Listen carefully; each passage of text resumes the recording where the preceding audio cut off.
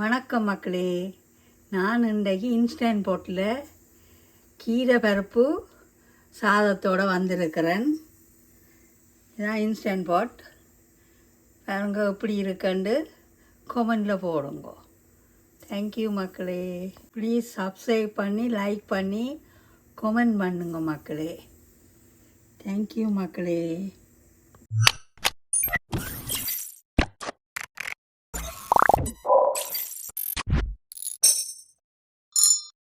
அங்கே இப்போ நான் கேன்சல் ஏமாற்றி ஆஃப் பண்ணிட்டேன்.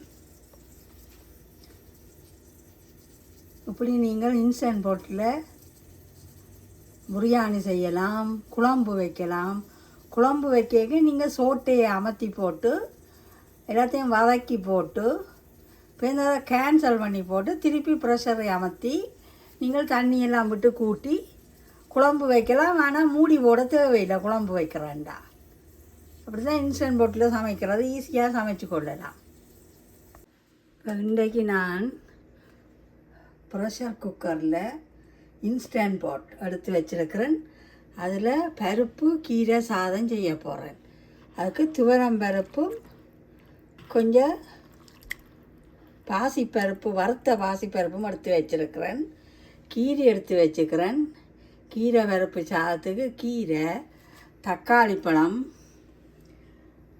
பூண்டு, பச்சை மிளகாய், சின்ன வெங்காயம், கருவேப்பிலை, கத்தரிக்காய், 2 செத்தல் மிளகாய், 2 பே லீவ், 3 ஏலக்காய், வெந்தயம், கடுகு, சீரகம், கிராம்பு, ஒரு மராட்டி மொக்கு, இதுதான் சொல்கிற மராட்டி மொக்கண்டு, ஸ்டார் அனீஸ், ஒரு பட்டை இவ்வளோ எடுத்து வச்சுருக்கிறேன். இதில் மல்லி, புதினா போட்டால் தான் அந்த வாசமாக இருக்கும். ஜிஞ்சர் கார்லிக் பேஸ்ட் இவ்வளவும் தேவையான பொருட்கள். கொஞ்சம் நெய் போட்டுக்கொள்கிறேன். இப்போ கொஞ்சம் எண்ணெயும் ஊற்றிக்கொள்கிறேன். இப்போ கொதிக்கட்டும். இப்போ வதக்க வேணும். இப்போ இந்த சோட்டையை அமர்த்தி கொள்ளுவோம். இதுதான் சோட்டை. சோட்டை வதக்கிறதுக்கு.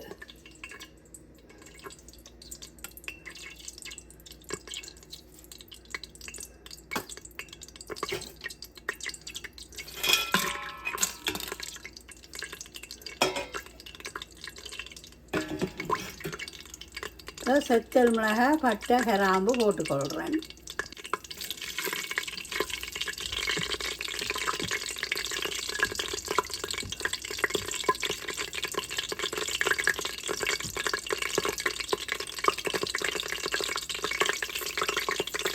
கொஞ்சமாக கடுகு, பெரிய சீரகம், வெந்தயம்,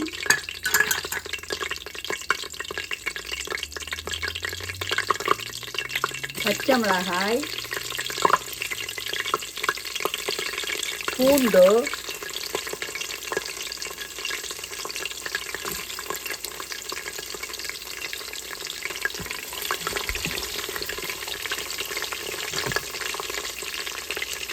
பூண்டு வதங்கட்டும்.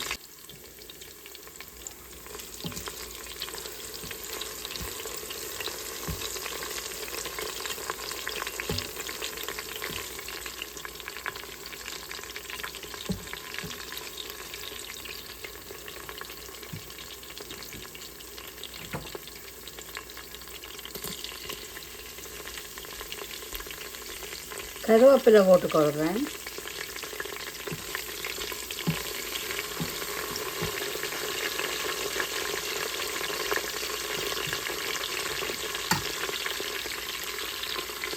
சின்ன வெங்காயம் போட்டுக்கொள்கிறேன்.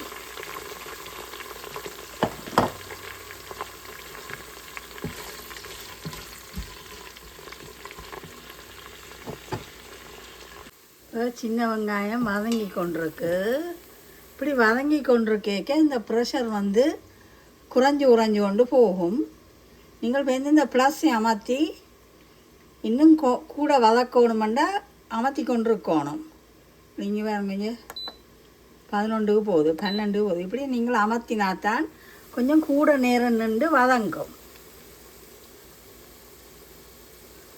இப்போ சின்ன வெங்காயம் நல்ல வடிவாக வதங்கிட்டுது. இப்போ வெட்டி வச்சா கத்தரிக்காய் நான் போடுறது என்னென்னா கொஞ்சம் சோறுக்கு குழைவாக இருக்கும்.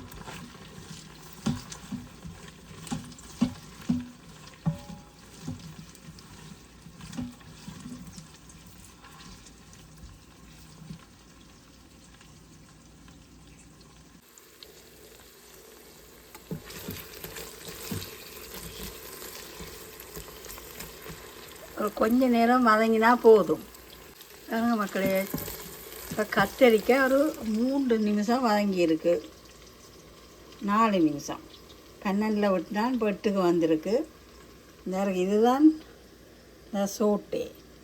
இந்த சோட்டையை தான் அமர்த்தி போட்டு வதக்க வேணும். சோட்டையாண்டா வதக்கிறது.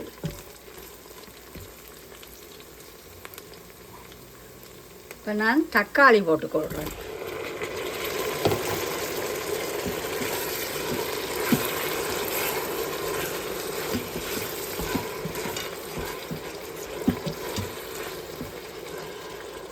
தக்காளி வதங்கட்டும். பாருங்க மக்களே, தக்காளி வதங்கிட்டுது. இப்போ இன்னும் கொஞ்சம் கூட்ட போடுறேன். ஏனெண்டா மிச்ச பொருள்களை வதங்க வேணும்.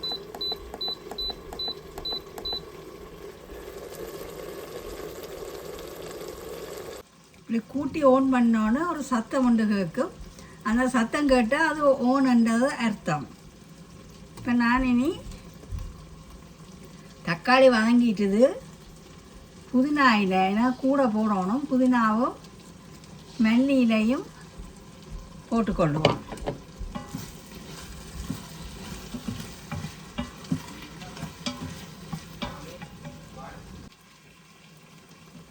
இப்போ புதினா இலையும் மல்லி இலையும் வதங்கிட்டுது.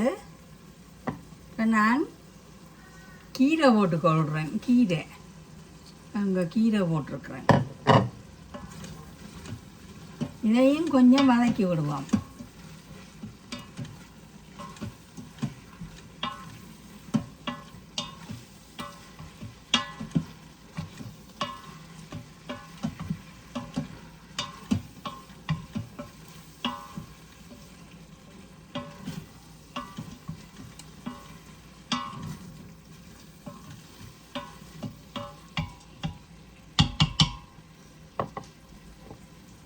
Ginger garlic paste.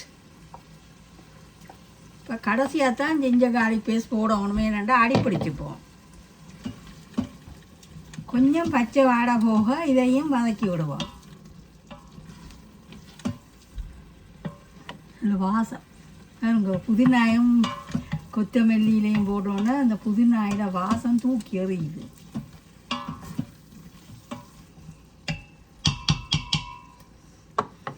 இன்றைக்கு வெள்ளிக்கிழமை என்றபடியாக வெஜ் பிரியாணி.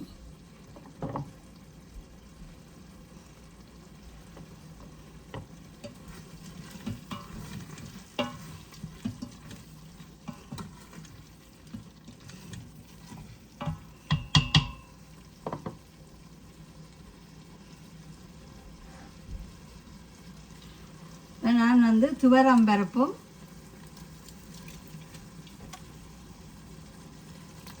பயறு வறுத்து வச்சுருந்தேன். அதுவும் கொஞ்சம் வாசத்துக்காண்டி கலந்து கொள்கிறேன். அதான் பருப்பு கீரை சாதம்.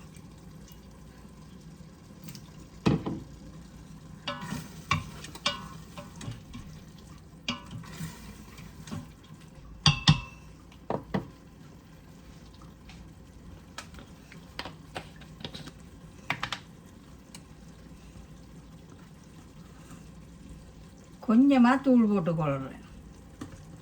எனக்கு உரைப்பு பெருசாக பிடிக்காது. இப்போ நான் தூளை குறைச்சி கொள்கிறேன். உங்களுக்கு விருப்பமாண்டா தூளை கூட போடலாம். இப்போ பருப்பு கீரை எல்லாம் போட்டாச்சு.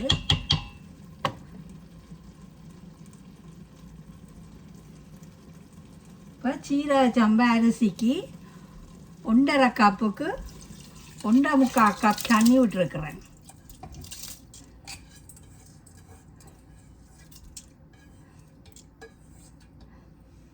இப்போ 1.5 கப் வந்து ஒரு ரைஸ் கப் தான் 1.5 கப் எடுத்து நான் இதுக்கு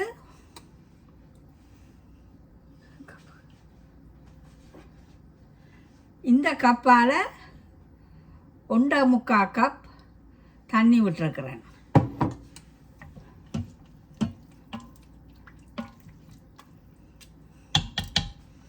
இப்போ தூளும் போட்டாச்சு.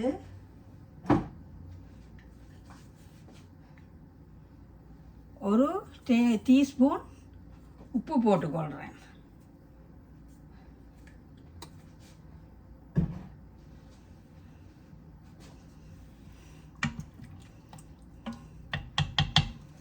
இப்போ சோட்டையை கேன்சல் பண்ண வேணும். இப்போ சோட்டையை அமர்த்திட்டு கேன்சல் பண்ணிவிட்டு ப்ரெஷரை அமர்த்தி 5ல் விடுவோம். உங்களுக்கு தேவைன்னா கூட விடலாம். இப்போ சீரக சம்பா அரிசி 5ல் விட்டுருக்குறேன். இனி மூடி போட்டு அவிய விடலாம். இந்த ஓன் சத்தம் கேட்குதல்லோ, இப்போ மூடி அவிய விடுவோம்.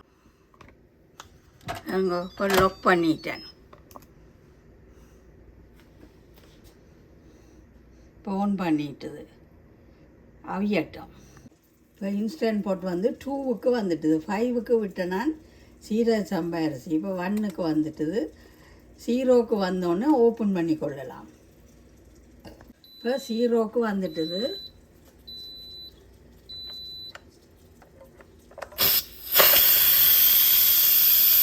இப்போ ப்ரெஷரை இப்படி அமர்த்தினா ரிலீஸ் பண்ணிடும்.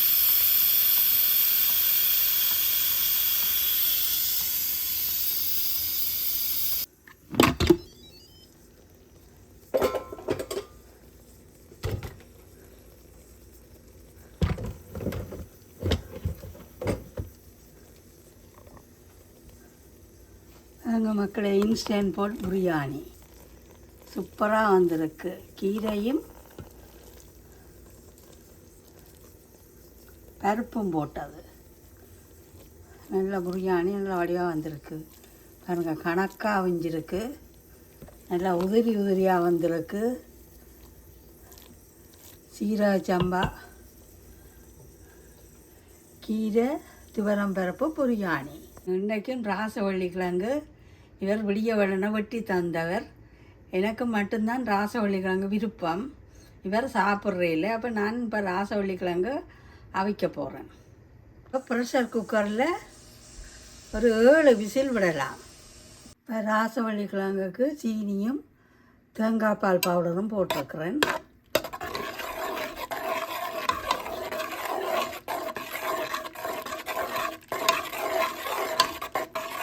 எப்படி தண்ணியாக இருக்கும். கொஞ்சம் நேரத்தில் அது எரியும். ஃபுட் ப்ரெஷரில் போட்டு அரைச்சி நான் கொஞ்சம் 20 நிமிடம் அரைச்சி தான் எடுத்து சாப்பிட்றேன். நான்